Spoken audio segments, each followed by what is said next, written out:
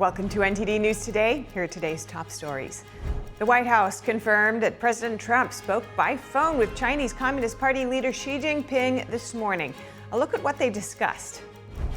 U.S. trade officials in Brussels meeting with European Union counterparts, the outcome of the meeting, and the approach to trade with China. Treasury Secretary Scott Bessent says Americans can expect substantial refunds next year and pushes back on recession talk after economic damage from the government shutdown. NBA coach Chauncey Billups pleaded not guilty today in a sprawling case of alleged cheating that has rocked the sports world.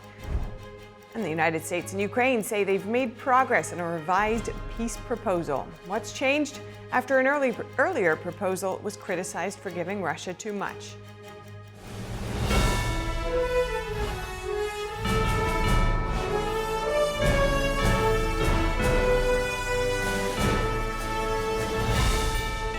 This is NTD News Today, live from our global headquarters in New York City. Today is Monday, November 24th. I'm Stephanie Eckhox. First Lady Melania Trump is now at the North Drive of the White House to welcome this year's National Christmas Tree. Take a look.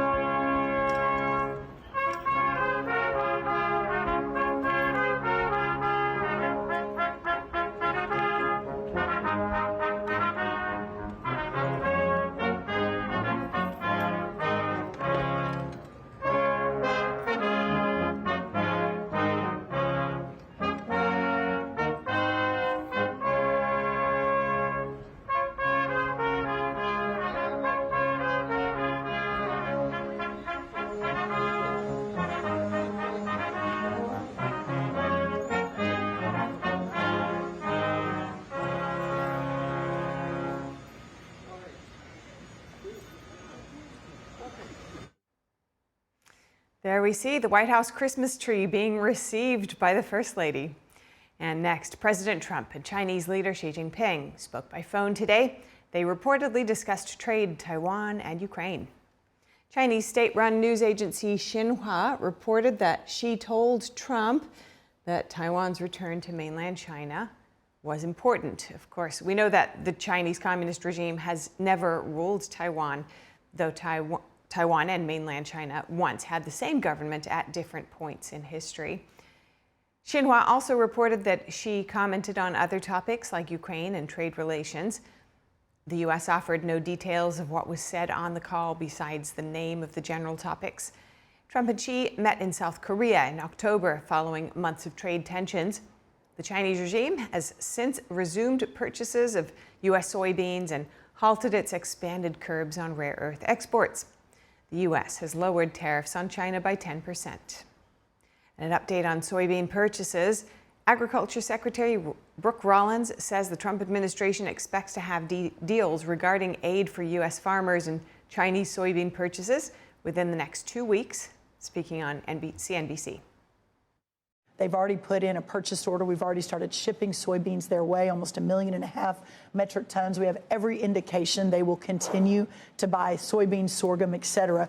But it goes to the larger effort of President Trump. We can't be so reliant as Americans producing American products on one country, our foreign adversary. So opening up, Japan's going to buy more soybeans. The EU's going to buy more soybeans. There are countries all around the world now that have committed to that. The Agriculture Secretary expects more and more markets for U.S. agricultural products to open up next year. Rollins says China will ink a deal on soybean purchases this week or next. On aid for farmers, Rollins says the administration will have an announcement within the next 2 weeks. And the U.S. and the European Union will be working to diversify their trade relations. Here's the EU's Trade Commissioner after a meeting today with Secretary of Commerce Howard Lutnick.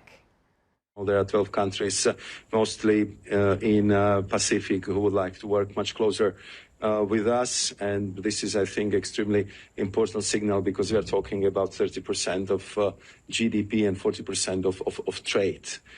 Then I provided the detailed information about ongoing negotiations with India, with UAE, and the interest of all other Gulf countries to join the track and to start working again on the region-to-region agreement. And I expressed my hope that by 2027 we would be in a position to complete the free trade negotiations with Philippines, Thailand, and Malaysia. So we are clearly diversifying as much as possible, opening new market access for our entrepreneurs. EU officials said they had a very constructive and frank discussion with their U.S. counterparts on trade, and more meetings are still underway today.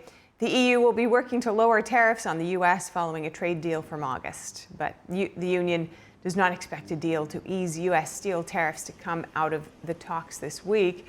The two sides will also work together to tackle challenges in rare earth minerals. This comes after China, the world's dominant player in rare earths, announced export controls. Here's what the European side said about trade relations with China.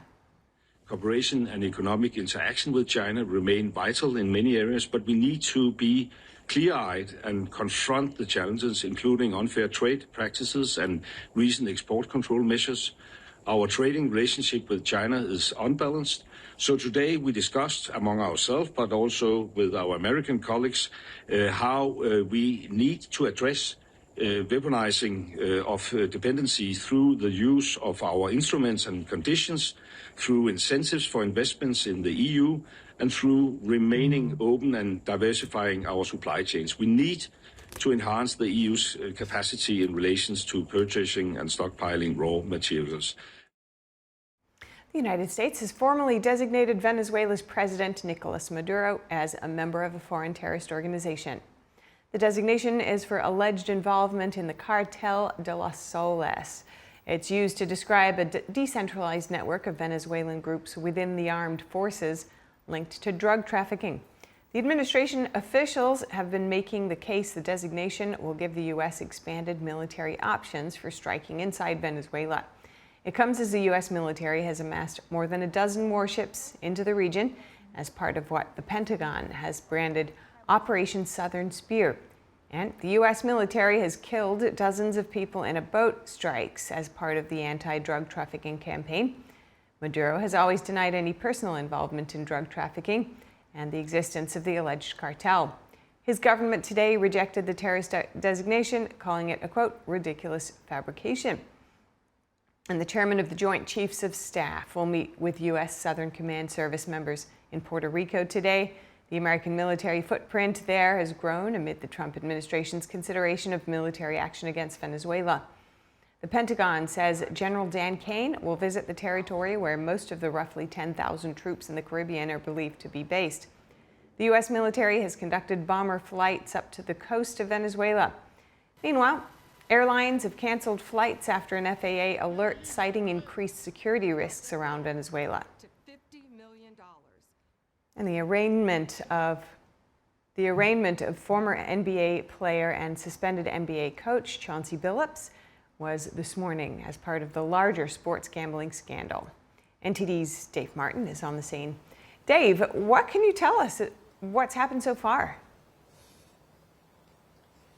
Yeah, we had two things here, Steph. You know, we had the arraignment, as you said, of former NBA player and suspended NBA coach Chauncey Billups. Now, Billups is in court, flanked by lawyers on both sides of him. He pled not guilty to wire fraud, conspiracy, and money laundering. Now, that part was over pretty quickly. Right after that, then they had this status conference where all 31 defendants and their lawyers were present. Now, the government said plea bargain discussions have begun, but no deals have actually been offered yet. Now, if you remember, this is really two main cases. You had those alleged rigged high-stakes poker games as part of one case. The second was regarding bets on those NBA games using insider information. Now, up next in this case, there's another status conference. It's not scheduled until March 4th of next year. The judge actually, though, indicated he'd like to get this whole thing wrapped up by next September. So they're looking for a speedy trial here, apparently, Steph. All right, good to know, and thanks for that report, Dave. The U.S. and Ukraine say negotiations in Geneva have brought them closer to a revised roadmap for ending the Russia-Ukraine war. As talks continue, here's how things currently stand. The United States and Ukraine say they've made progress on a revised peace proposal after talks in Geneva. It was an attempt to fix an earlier plan widely criticized by allies for giving Moscow too much. The White House says the new framework strengthens protections for Ukraine and keeps its sovereignty non-negotiable. Secretary of State Marco Rubio appeared optimistic about the plan in Geneva yesterday. It is probably the most productive day we have had on this issue, maybe in the entirety of our engagement, but certainly in a very long time. But work remains, and because this continues to be a working process, you know, I don't want to declare victory or finality here. The earlier 28-point plan proved controversial with the United States' European partners. According to a draft of the plan viewed by the Associated Press, it included compromises like Ukraine ceding territory to Russia along current battle lines and abandoning its ambitions to join NATO. European nations have offered a counter-proposal that would ease some of the proposed territorial concessions and include a NATO-style security guarantee from the United States for Ukraine if it is attacked. Rubio, however, said negotiations have significantly narrowed the remaining disagreements. He emphasized the peace document is still evolving and that unresolved points are not insurmountable. This is a living, breathing document. Every day with input, it changes. I can tell you that the items that remain open are not insurmountable. We just need more time than what we have today. I honestly believe we'll get there. Ukrainian President Volodymyr Zelensky said Sunday it was good that Ukraine was engaged in a dialogue with the U.S. It is important that we do talk to the Americans, and we are getting signals that President Trump's team is hearing us. Secretary Rubio also acknowledged that Moscow must ultimately approve any final agreement. President Trump earlier set a Thursday target for agreement, a deadline Rubio now suggests may be flexible. You know, whether it's Thursday, whether it's Friday, whether it's Wednesday, whether it's Monday of the following week, we want it to be soon because people are going to, between today and the time we deal with this, more people are going to die. More destruction is going to happen. Our goal is to end this war as soon as possible, but we need a little more time. President Zelensky emphasized that Ukraine remains deeply grateful for U.S. support, stressing that American assistance has saved Ukrainian lives. It came after President Trump yesterday said Ukraine's leaders had shown zero gratitude for U.S. assistance. Turkey's President Erdogan, meanwhile, says he plans to speak with Vladimir Putin today about advancing peace efforts and restarting grain shipments through the Black Sea. Despite being a NATO member, Turkey has maintained relations with both Kyiv and Moscow, providing weapons to Ukraine, but declining to join Western sanctions on Russia. And Russia has responded to the latest peace plan drafted in Geneva yesterday. The Kremlin says this version is not acceptable. We learned this morning about the European plan, which is completely non-constructive and not acceptable for us at first glance. Mr. Rubio announced that the U.S. side has been completely satisfied by the Geneva talks with the Ukrainians. But he also said that there were 26 points, so there were a lot of different speculations. It is unclear whom to believe. Putin wants legal recognition for what he has stolen, to break the principle of territorial integrity and sovereignty. And that's the main problem. Zelensky added that Ukraine will continue working with its partners like the U.S. and European nations. The president of the European Council said the EU will keep supporting Ukraine as peace talks move forward. British Prime Minister Keir Starmer weighed in as well today. He said there's more work to do to establish a just and lasting peace, but added that progress is being made. And as the Trump administration works with Ukraine on a peace plan, lawmakers are gearing up to sanction Russia. NTD's Melina Weiskup has the details. As U.S. leaders are working towards a peace deal to end the Russia-Ukraine war, lawmakers are pushing ahead with plans to sanction Moscow. Congressman Brian Fitzpatrick urged the administration to continue working its peace through strength strategy. He plans to force a vote on Russian sanctions. Republican leaders in the House and Senate have previously voiced support for sanctioning Russia, and Trump has green-lighted the effort. We want to make sure that we're doing everything we can to give the administration the tools that they need to facilitate and bring about a peaceful resolution between Russia and Ukraine. The expected vote comes as the Trump administration is working to close a deal to end the war in Ukraine. As details are still being worked out, Congressman Michael McCaul is the former chairman for the House Foreign Affairs Committee. He's pushing to ensure an ironclad security agreement for Ukraine to prevent a repeat of the failed Budapest Agreement of 1994. Reporting from Washington, D.C., Melina Weiskup, NTD News. Treasury Secretary Scott Bessent says Americans can expect substantial refunds next year. Bessent also says he's optimistic that no recession is on the way, despite the damage a record-setting shutdown may did to the economy. NTD's Daniel Monahan has a look at the U.S. economic outlook.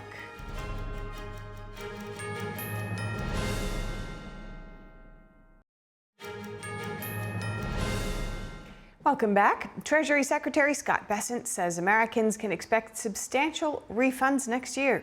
Bessent also says he's optimistic that no recession is on the way, despite the damage a record-setting shutdown did to the economy. NTD's Daniel Monahan has more on the U.S. economic outlook. Treasury Secretary Scott Bessent said that while parts of the U.S. economy, like housing, were in a recession because of elevated interest rates, he does not expect the broader economy to plunge into a recession in the coming months, speaking on NBC's Meet the Press. I am very, very optimistic on 2026. We have set the table for a very strong, non-inflationary growth economy. Bessent says no tax on tips, overtime, and Social Security is kicking in, along with auto deductibility on loans for American cars, which will all spur economic growth. We're going to see substantial refunds to working families in the first quarter of 2026. The Treasury Secretary says the Trump administration has slowed inflation and is working hard to bring it down further. Bessent says the Council of Economic Advisors has a study on how to reduce the inflation rate. You know the best way to bring your inflation rate down? Move from a blue state to a red state. Blue state inflation is 0.5% higher, and that is because they don't deregulate, they keep prices up, energy is higher. Bessent also addressed the filibuster, saying by wielding it, Democrats inflicted tremendous harm on the nation through the shutdown. He said the record-setting closure cost $11 billion in permanent economic damage, an estimated 1.5 percentage points in lost GDP growth in the fourth quarter of fiscal 2025. If Senate Democrats close the government again, that Senate Republicans should immediately abrogate the filibuster. Meanwhile, Economic Council Director Kevin Hassett says real wages this year are up about $1,200. Because of all the jobs that are being created by the trillions that are coming in for capital spending and so on. And real wages, which is real purchasing power, dropped about $3,000 under President Biden. And so I think in the end, people are going to look at their pockets and decide, am I ahead or am I not? And I think that they're going to find that they're ahead. Hassett says he expects 2026 to be an absolute blockbuster year. The comments from Bessent and Hassett come as Federal Reserve Bank of Boston President Susan Collins said Saturday she's still leaning against the central bank cutting its benchmark interest rates. Members of the Trump administration, including Bessent, have wanted the Fed to lower interest rates, saying inflation has leveled off. Daniel Monahan, NTD News. Thanks, Daniel, for that report. And joining us now to discuss the economic outlook is Tim Dozier, Executive Director of Unleash Prosperity Now. Tim, good to have you with us today. Let's begin with your response to Secretary Bessent's forecast for a substantial acceleration in economic growth next year. Well, I think he's absolutely right. There's no question about it. Let me tell you what isn't going to happen January 1st. That's a $4 trillion tax hike, which would have happened if we didn't pass one big, beautiful bill. And I'll tell you what, I hear the word recession being used. You know, they tried to pin him on that yesterday on the Sunday shows. Recession would definitely happen if we didn't pass one big, beautiful bill. And so not only are we going to get the pro-growth effects of it, like Kevin Hassett mentioned, you know, companies are already taking advantage of the full expensing of capital expenditures. They're taking advantage of that. That is extremely pro-growth. That means that more companies are going to be hiring in whatever specified industry that they are making that investment in. And so they are right. This will absolutely compound into a really great, strong first quarter of next year. And by the way, in terms of the government shutdown, you said 0.5% of GDP. the Atlanta Fed is projecting above 4% growth. So if we settled for 3.5% growth, just taking their hypothetical in play, that's still markedly better than where we were under the Biden years. All right, so a positive outlook. How is that going to impact low and moderate income households potentially differently as you see it? Well, it's already happening. That is the really amazing number that we have done. You go to unleashprosperity.com, you can read our number crunching in terms of real median household income. Americans are seeing $1,200 additional under Trump already than they did under Biden. And that's simply because the regulatory burden that has been alleviated from the Biden administration, from what Trump has done, is already paying off in spades for people that are part of that median income gap. In addition, the inflation number really is the moneymaker here because, look, we had 9.2% inflation under Joe Biden. I mean, that is sky high. Prices today are 24% higher than they were in 2020. And as we've done the math on that, about 87% of that inflation is directly because of the Biden administration. So look, this is not something that is solved overnight, Stephanie. This is not something that we're just going to see go away. But with more money, with rising wages, higher earnings, this is actually going to be the thing that brings us to affordability out of the Biden malaise. And looking now at some of the measures that were just mentioned that Secretary Bessent touched on, like no tax on tips, he mentioned Social Security and other measures.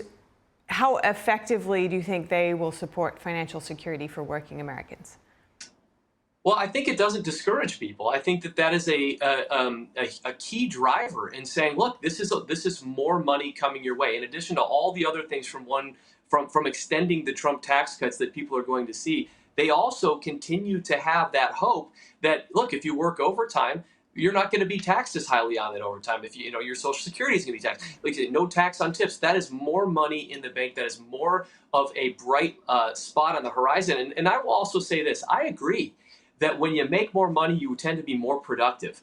And if there is an industry in which you are working overtime in, and now you see a reason to take those extra overtime shifts because you're going to start being able to not see taxes on that overtime, that is a massive boost to productivity that I think that we haven't even been talking about and discussing when it comes to GDP. And so I think we're going to see that, Stephanie, play out over the next few months.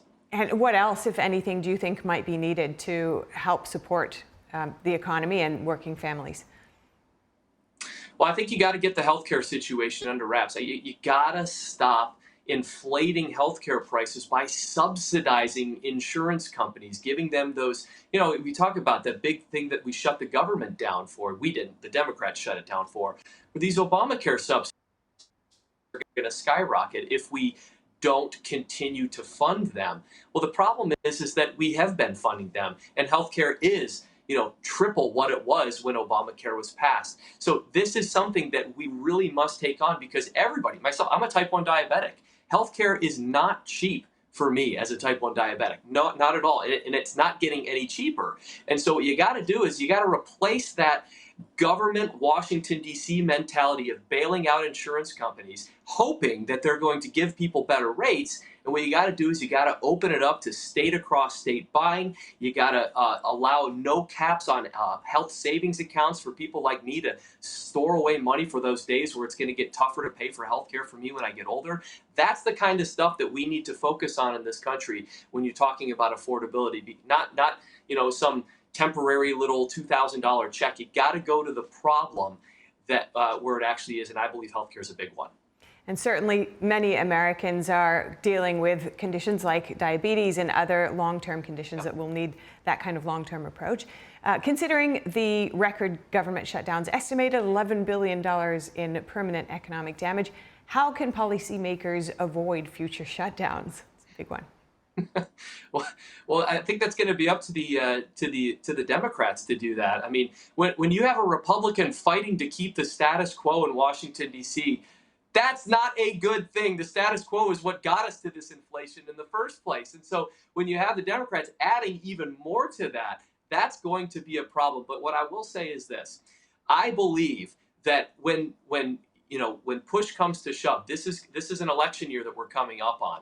I don't believe that the left is going to be pushing this shutdown narrative for political points, because it did not work for them a couple months ago. It did not work for them a couple weeks ago, and it's not going to work for them a couple months from now. So the shutdown has to go. But I will say this. If you talk about getting rid of the filibuster, as Secretary Bessent did, I completely disagree with that. The filibuster has saved us from so many bad left-leaning ideas, making Washington, D.C. another state, making Puerto Rico a state. That's the kind of stuff that will happen if you do get rid of the filibuster. So I think that we can play the politics a little better than that and not risk opening ourselves up to rot when the Democrats take over.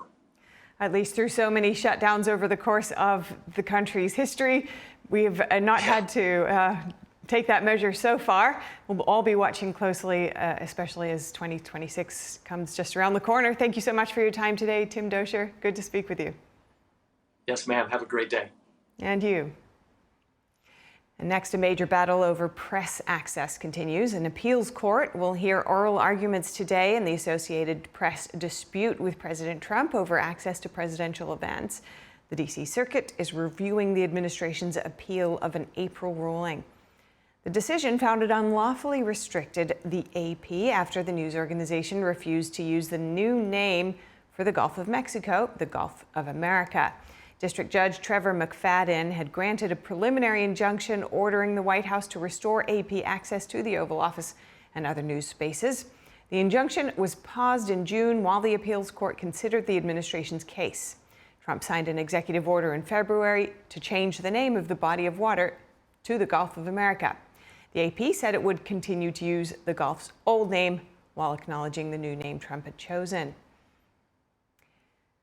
The infomercial pitchman, popularly known as the ShamWow guy, is running for a U.S. House seat in Texas. According to a filing from a few days ago, the 61-year-old registered to compete in the Republican primary under the name Offer Vince ShamWow Schmoley. He became a household name through his promotion of the ShamWow, an absorbent towel that went viral in the late 2000s. Schmoley is also directed and starred in the 1990 film The Underground Comedy Movie. He currently serves as the president and CEO of Square One Entertainment and launched a podcast called The ShamWow Guy Show in 2023. He told Fox News that he was motivated to run for Congress to fight what he described as wokeism and because of the political infighting in the country. Schmoley joins at least 4 other candidates running for the seat in the 31st District of Texas. The position is currently held by Congressman John Carter, who has already filed for re-election. And a major immigration decision could be on the way. Homeland Security Secretary Kristi Noem said yesterday the federal government plans to evaluate temporary protected status for people from Somalia. TPS is a legal safeguard against deportation for immigrants from certain countries. We plan to follow the process that's in law to evaluate TPS and how it applies to different countries and individuals from them. It was never meant to be an asylum program. It was always meant to be put in place after an incident or an event on a temporary basis, and that's what the evaluation will be. President Trump said Friday he would immediately strip Somali residents in Minnesota of temporary protected status. The announcement drew protest from some state leaders who characterized Trump's declaration as a legally dubious effort. In his social media post, Trump said that Somali gangs had targeted Minnesota residents. He referred to the state as a hub of fraudulent money laundering activity. Federal prosecutors have in recent weeks brought charges against dozens of people in a social services fraud scheme. Some of the defendants hail from Somalia. A report produced for Congress in August put the number of Somalis covered by TPS at around 700 nationwide. And operations have resumed following an outage at Terminal 4 of New York's John F. Kennedy International Airport. Travelers faced major delays yesterday after a system failure brought operations to a standstill. The Port Authority said technicians restored the internet connection in a few hours, but long lines had already formed. Passengers described hours-long standstills, with some reporting that lines did not move at all after arriving before noon. The outage hit at the start of a busy Thanksgiving travel week and follows a prolonged government shutdown that stranded the aviation system. And there could be more worry for travelers. A winter storm watch is now in effect from Wednesday night through Friday. Forecasters warn that heavy lake effect snow and whiteout conditions could disrupt Thanksgiving travel across western New York State. And a cold front could bring snow to parts of the Midwest. Here's more on the week's travel conditions. Airports across the country are bracing for the busy holiday season. The FAA is predicting this to be the busiest Thanksgiving travel period in 15 years. As we go into the holiday, it's going to be full. It's going to be packed. The airlines are ready. The air traffic controllers are back. Tuesday is expected to be the peak travel day with more than 52,000 flights. But the weather could cause major disruptions in parts of the country. Rain could turn to snow in some areas like Minneapolis as early as Tuesday. This comes as AAA expects a record-breaking 82 million people to travel 50 miles or more next week, with at least 73 million on the roads. You should not be driving in inclement weather. AAA spokesperson Aixa Diaz says even a little bad weather can cause delays on roads as drivers hit the brakes. If you are driving, AAA says some of the worst times to travel are Tuesday between noon and 9 p.m., Wednesday between 11 a.m. and 8 p.m., and Sunday between 11 a.m. and 8 p.m. As the holidays approach, some relief for tens of thousands of Transportation Security Administration workers. A TSA spokesperson says about 90% of the workers have received back pay now the government shutdown is over. The rest will receive their back pay today. The TSA workers missed several paychecks during the country's longest shutdown. The back pay comes just as the holiday travel rush is set to begin in earnest over the next few days. TSA expects to screen nearly 18 million travelers during Thanksgiving week. And a highly anticipated trial to determine if an oral version of semaglutide could slow the progression of Alzheimer's disease has failed. That's according to drug maker Novo Nordisk. Semaglutide is the active ingredient in popular drugs Ozempic and Wegovy. Smaller trials and animal studies had suggested GLP-1s might help slow cognitive decline or reduce neuroinflammation. However, larger trials like this one were needed to confirm whether patients saw actual benefits. A pair of phase 3 trials were conducted of more than 3,800 adults receiving normal care for Alzheimer's. The trial evaluated whether an older pill of semaglutide worked better than a placebo. Novo Nordisk said the drug did lead to improvements in Alzheimer's related biomarkers, but did not delay progression of the disease. The drug maker had long treated Alzheimer's as a long-shot bet for its popular GLP-1 drugs. Results from the trials have not yet been peer-reviewed or published, but will be presented at upcoming scientific conferences. And the BBC's chairman and other senior leaders are facing tough questions from British lawmakers today. How President Trump's threat of a lawsuit is impacting the British outlet. And tensions are rising in Asia as Japan prepares to deploy new missile units, drawing sharp warnings from China. Those stories and more up ahead.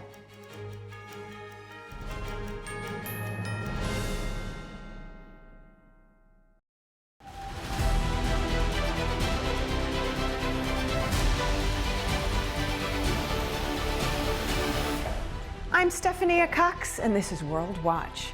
The BBC's chairman and other senior leaders are facing questions from British lawmakers regarding editorial standards. President Trump threatened to file a $1 billion lawsuit over a misleading edit of a speech he made on January 6th. Here's a former BBC advisor who sent a memo highlighting the edit of Trump's speech, as well as other concerns about impartiality at the station. I think some people came to jump to the conclusion there's some sort of ideological exercise going on here. But from my point of view, there really wasn't. I don't want the BBC leaning this way or that way. I just want it straight and impartial and fair. The documentary in question spliced together 3 separate quotes from a speech to make it appear to be one quote, urging supporters to march on the Capitol and fight like hell. Following Trump's threat of a possible lawsuit, the BBC says its chairman sent a letter to the White House. The chairman said he and the corporation were sorry for the edit, But the broadcaster insists it did not defame Trump and rejects the basis for his lawsuit threat. As the tensions between Japan and China continue to escalate, Japan's defense minister said today the country was advancing preparations to deploy a medium-range surface-to-air guided missile unit on an island. The medium-range surface-to-air guided missile unit planned for deployment at Camp Yonaguni is a force dedicated to protect the island's security. We believe its deployment will reduce the very possibility of armed attacks against our nation and do not consider the argument that it will heighten regional tensions to be accurate. Japan says the deployment will reduce the possibility of armed attacks against Japan. China reacted today, calling the deployment of missiles extremely dangerous, labeling it a deliberate move that breeds regional tensions and stokes military rivalry. Japan and China have entered their worst diplomatic crisis in years. It began after Japanese Prime Minister Sanae Takaichi said a Chinese attack on Taiwan could trigger a military response from Tokyo. Malaysia plans to ban social media accounts for anyone under 16 there, starting in 2026, joining Australia and a growing list of countries moving to tighten digital age limits for children. The plan is part of a push to protect younger people from cyberbullying, scams, and sexual exploitation. The government is reviewing models used in Australia and elsewhere, including electronic ID checks, but it did not give an exact rollout date. Australia will enforce the world's first nationwide social media age ban on December 10th. And former British Prime Minister David Cameron has been treated for prostate cancer. Cameron told the Times newspaper about his diagnosis and treatment. He served as British Prime Minister from 2010 to 2016 and resigned after the Brexit referendum when Britain voted to leave the European Union. Cameron was named as the country's new Foreign Secretary in November 2023. Then Prime Minister Rishi Sunak made Cameron a member of the UK's upper house of Parliament, the unelected House of Lords. Cameron said his cancer treatment has motivated him to advocate for a targeted screening program. President Donald Trump is set to pardon 2 lucky turkeys tomorrow at the White House. This year's birds have been named Gobble and Waddle. And the White House Historical Association and a nonprofit create a new Christmas ornament. We teased it earlier. That is coming up after this.